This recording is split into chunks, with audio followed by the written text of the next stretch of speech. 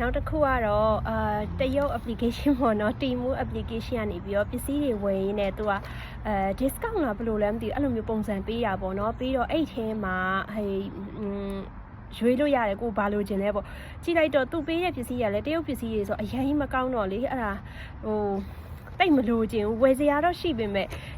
တိတ်မလို့ခြင်းတော့အားနေပဲခုတလို့ blind box ကလည်းစိတ်တွေဝင်စားနေတော့အားနေပဲ blind box ပေါ့နော်ဒီဟာလေးကိုယူလိုက်ပါတယ်ဒီဟာကကြတော့ Scar Panda ရဲ့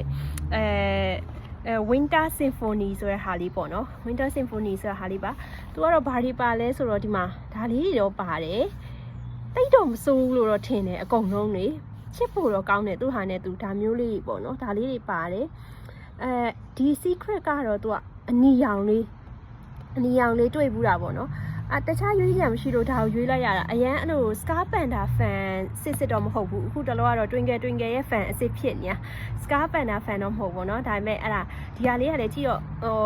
မစိုးဘူးလို့ဆိုပြီးတော့အားနဲ့ပဲရွေးလိုက်တာပေါ့နော်အခုဒီ Scar Panda လေးဖောက်ပါမယ်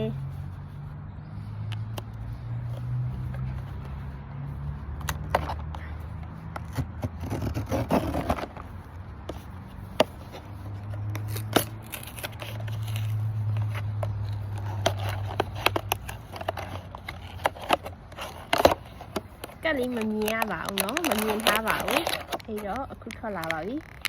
Scar Panda တို့တရုတ် application နဲ့လက်ဆောင်ပေးရဆိုတော့အဲ့လိုမျိုးလေးစိတ်ထဲမှာအတူတွေပါတွေပေါ့เนาะအဲ့လိုတွေပေးမယ်လို့ထင်ခဲ့တာဒါမဲ့အစ်စ်တော့အစ်စ်ပဲ Scar Panda တဲ့ဒါလေးပေါက်မယ်တော့မသိဘူးဒီ Scar Panda အစိမ်းရောင်လေးပါဒီမှာတွေ့ရွာလို့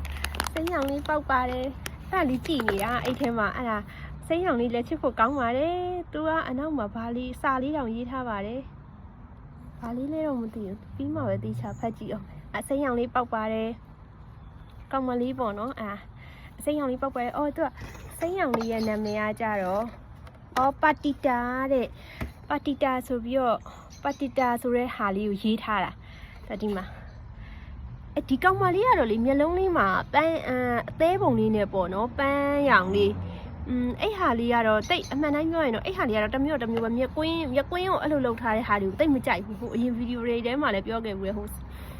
Twinkle မြက်ကွင်းမို့အဲ့လိုလုပ်ထားတာတိတ်မကြိုက်ဘူးပေါ့နော်ဒီနှစ်ကောင်လေးကတော့အယောင်လေးကတော့ပူလာဒါပေမဲ့ဒီအစိမ်းလေးလည်းတိတ်မစုံ